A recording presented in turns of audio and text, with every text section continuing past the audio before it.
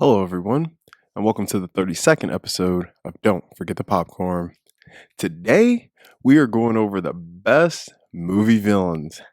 Villains for me are usually the more exciting, flawed, eccentric, and enjoyable characters in a movie. A villain in a movie doesn't have to always be in stark contrast with the hero of a story. The villain could be a character playing with the good guys, or even just a regular guy in a movie who commits devious actions. A good villain, in my definition, is someone who commits acts of wrong to the world or the people who inhabit it for the sake of their own personal gain and motivations. Someone who people can root against or for, depending on their preferences of characters. Villains can often be the most exciting and entertaining characters in a film. So, this list was so hard to narrow down to just 10. I tried to keep it diverse with the type of villains we got. So, let's get into the best movie villains.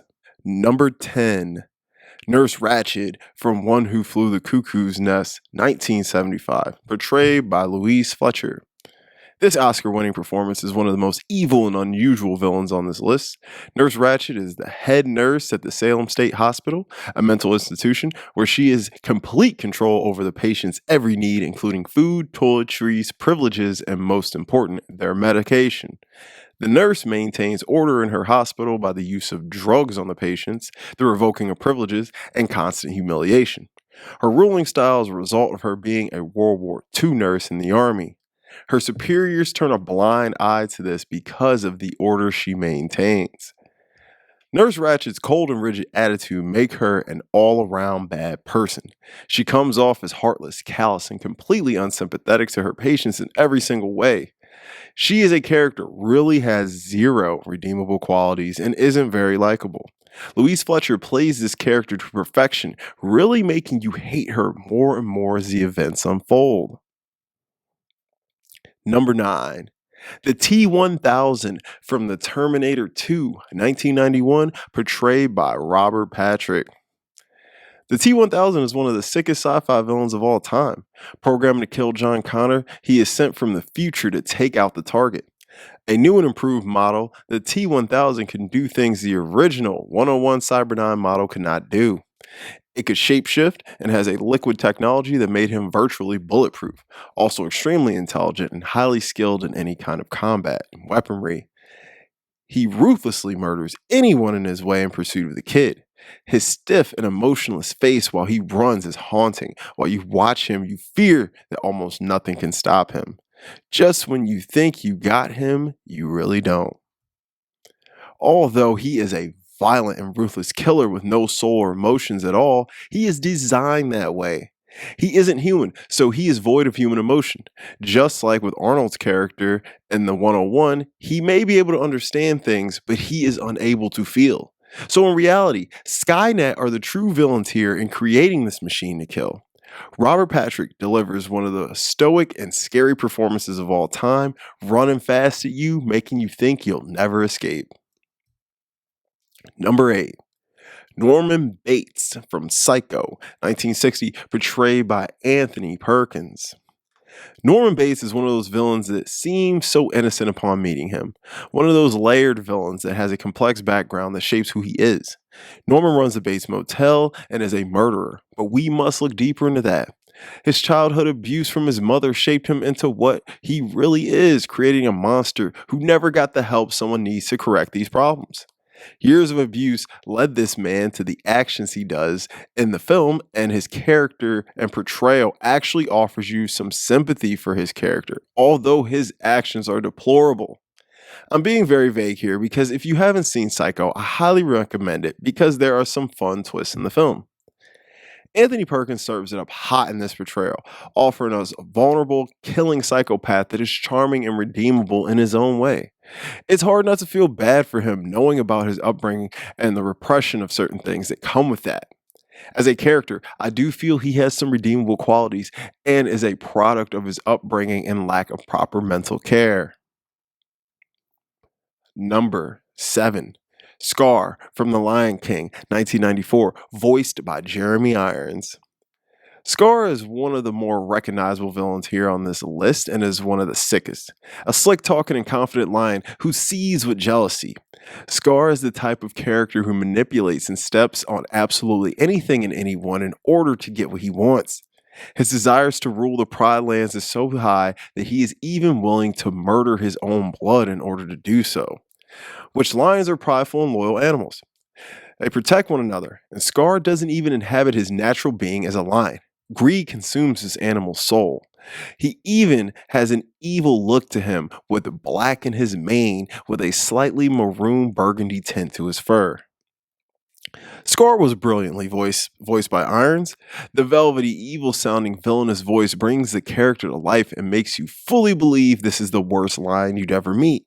The Shakespearean tale of the Lion King brings Scar's character into dark and twisted light, but also makes him a little bit likable at times. He is charming and smooth and funny at times, but these small redeemable qualities aren't enough to make this guy someone you should ever want to be around. Number 6. Freddy Krueger from Nightmare on Elm Street franchise, portrayed primarily by Robert Englund.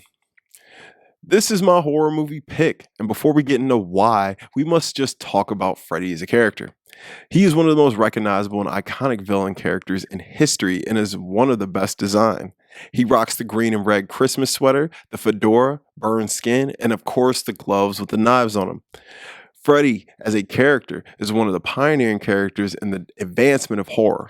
A Nightmare on Elm Street is considered one of the greatest horror franchises of all time. Having said that, all that Freddy is a total jerk and a complete piece of work.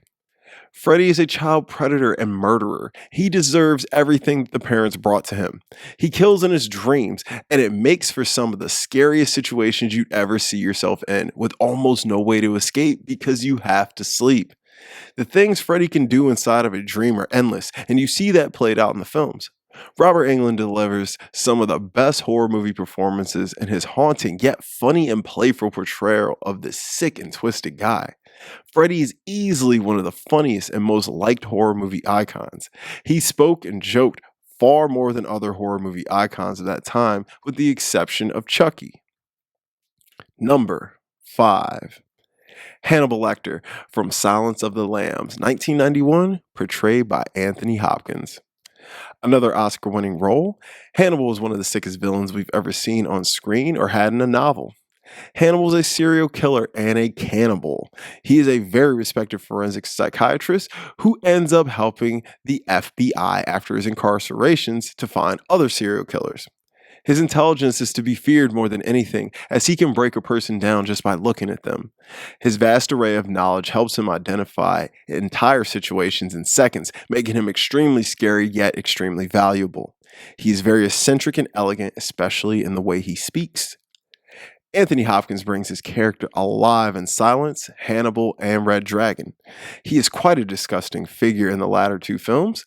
His actions and violence seem to happen suddenly and catch the viewer off guard. Hannibal, although deplorable, still has redeemable qualities and is quite useful.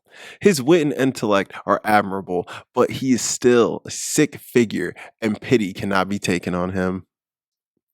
Number 4.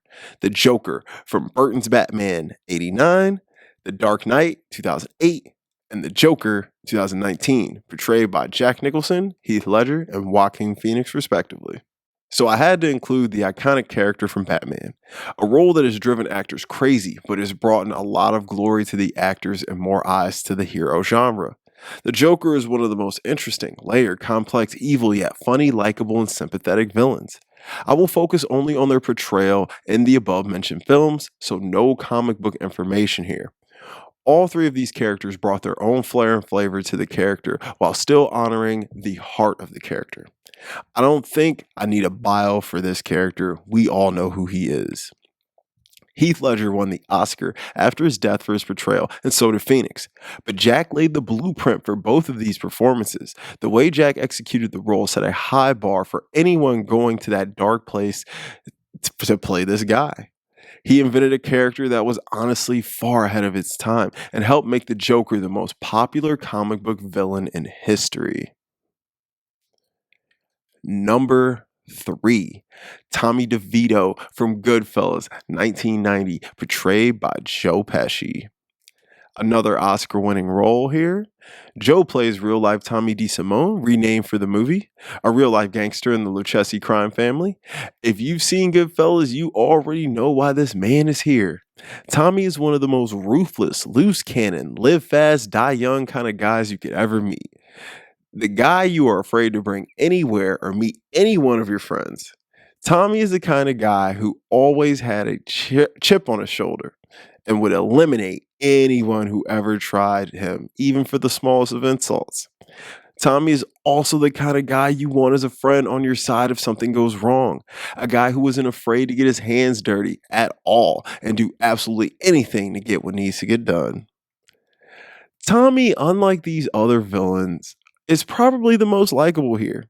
Is he a ruthless killer? Yes. But most of the people he kills are killers themselves and eventually would be murdered in the lifestyle they've chosen. He is funny, charismatic, and loyal to a fault.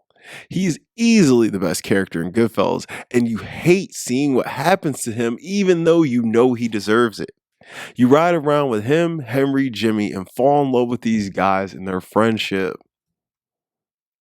Number 2. Amon Goeth from Schindler's List, 1993, portrayed by Ray Fiennes. Another real-life portrayal here is World War II criminal Amon Goeth was one of the most heartbreaking and disgusting characters put to screen. Hurts even more knowing this was an actual guy that existed. Amon Goeth does things to the Jewish in this movie that I just can't even begin to speak of in this video. His treatment of women and his ideals on life and humans are some of the most disturbing and hateful things that can run through someone's head and come out in their actions. People say Hans Landa from Inglourious Basterds is sick, which he is, but let's get this straight. That guy was a coward. Amon Goeth got his hands dirty and did stuff himself. Landa would never get his own hands dirty and had a cowardice mindset. Goeth didn't give a damn about anything or anyone, and when he meets his fate, he does it with a smile on his face. Ray Fiennes earned an Oscar nom for this performance, but I think he should have won over Tommy Lee. The mindset you have to get into to play a character like this is just insane and a very dark place to go to. This character is absolute filth and has nothing at all to like about him. Nothing about this guy would make you want to be around him for any period of time. Before we get into number 1, I have 5 honorable mentions, and it was really tough to leave these off the list. No order. Calvin Candy, Alonzo Harris, Warden Norton, Anton Chigurh, and Lord Voldemort. Now, our number 1 pick, Darth Vader from the Star Wars franchise, portrayed by David Prowse and voiced by James Earl Jones. This is another guy who needs no introduction. Darth Vader, a personal favorite of mine and probably my favorite villain ever, but that's not why he's number 1. He is number 1 because this villain has shaped pop culture more than any other villain except maybe the Joker. This character elevated Star Wars into the juggernaut it is, making it one of the most popular franchises in the world. The all-black suit with his odd but unique helmet shape and menacing robotic voice and heavy breathing make him extremely memorable and extremely scary. Cruising through the galaxy with the Empire on his back, the Force on his side, and evil on his mind, this man could not be denied in The Empire Strikes Back and played a pivotal role in making the best sequel ever since The Godfather 2 at that point. One thing most great sequels have in common: have a great transformation or expansion of an already existing villain. Think of The Terminator 2, The Godfather 2, Aliens, and of course, this movie, The Empire Strikes Back. This guy will go down in history as one of the best, and over 40 years since the world first saw him, he's still being celebrated and talked about to this day. Darth Vader is a very, very likable character, although his actions aren't. He's a villain to root for, and I won't lie to you, I wish he would have convinced Luke to the dark side and they would have ruled the galaxy as father and son. Little fan fiction. His strength in the Force, knowledge of building and crafting, and strong pilot skills make him one of the most powerful and feared men in the galaxy. Even though Palpatine is far more evil and really one of the worst villains you could ever have in Star Wars, the number one spot had to go to his apprentice, who is really his voice and enforcer for the first two films. Vader is a very redeemable and likable guy, especially knowing his backstory in the prequels, showing how he became what he was to be. His origins is one of the most tragic and sad in all of the hero and villain stories. Guys, thank you so much for watching my best movie villains. Make sure you tell me your favorite villains in the comments below. Be sure to help me out, like and subscribe to the channel. I will be back next week. And don't forget the popcorn.